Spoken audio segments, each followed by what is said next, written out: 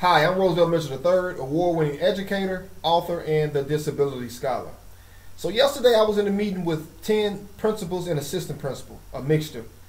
And the question came up about what is the intended purpose and merits of student suspensions? Right, because me personally, as an educator, I don't believe that suspensions are good for kids or their education because a kid can't learn if they aren't in school.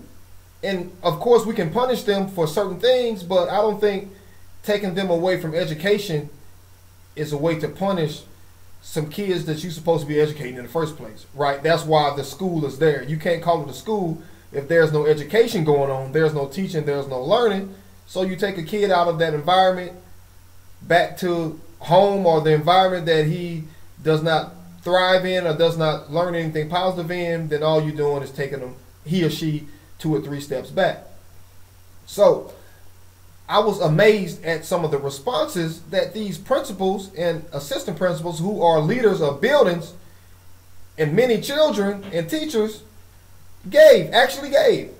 A bunch of them stated, and I debated against all of them about this, they stated that the suspensions a lot of times aren't for the child, they're for the parents. I said, excuse me? What do you mean by it's not for the child, it's for the parents?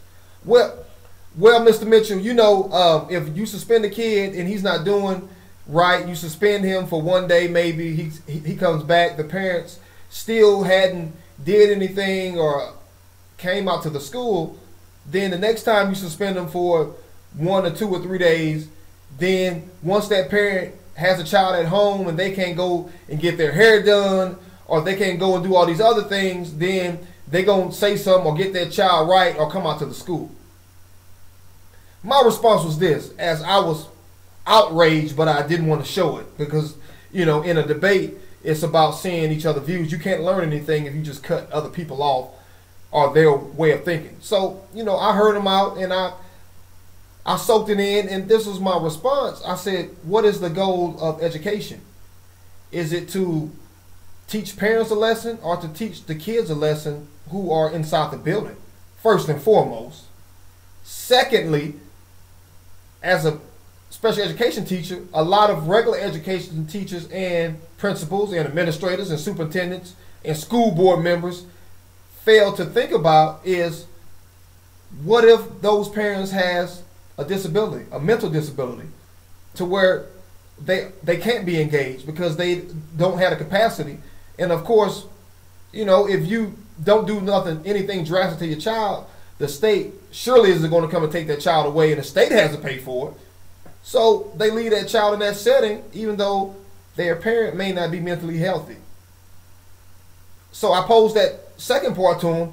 No one said anything. You can hear a pin drop. Right? So we have to think about these things as educators, to where you punishing a child because you mad that the parent won't do anything, and yet the parent may not have the ability to do anything at all. So that's one route. And another route, even if the parent is a healthy parent per se, you still don't punish a child and take the child out of the educational system because you're mad at the parent because the parent won't parent the way you want them to parent. It's the 21st century. Parenting is different than it was back in the 60s and 70s, just like teaching, just like working, just like the job force, just like technology. Everything is different now. So that's the issue with a lot of educators and administrators. They fail to see this 21st century gap in education. They need to leap forward and understand that everything is different. And still, we have to be innovative in the ways that we punish these kids and not take them out of the, that learning environment that may be the only stable part of their day. But after that, many of them said, well, it's a grind, the day-to-day grind. Some teachers get tired and this and that, and all I heard was excuses, me personally, because I've been in there before. I've been in situations to where I've taught in a jail, ages 8 to 17 every day, with kids who had guns, who shot people, who stabbed people, who stole things from their parents. And we would go in a room when they'd be in their jumpsuits, and I would be in a shirt and tie, and the door closed, And we had these monitors to where the correction officers or whatever would sit back there and watch us. And they told me to hit the button, if I needed help. So when any guards in there with me, it was just me and them. And I'm trying to teach them something at a time to where all they are thinking about is going home. All they're thinking about is calling their lawyers or going to court. So I've been in dire situations, or I've taught special education to where students first time coming to school was at age 7 or 8, and they had no training at all. Didn't know how to be in an instruction environment. And once I brought up this part of my experience, then quickly the conversation shifts to something else. And I said all that to get to this point, to actually get to this point.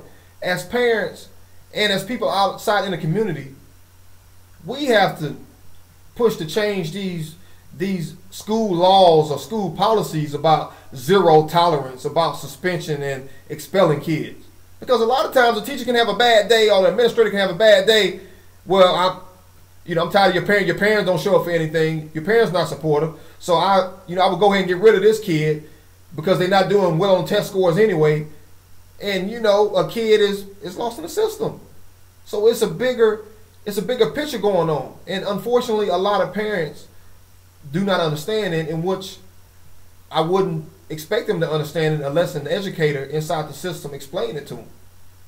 And that's what we try to do on this platform: explain the situation, the education situation from inside out. So I hope you take some positive away from this segment.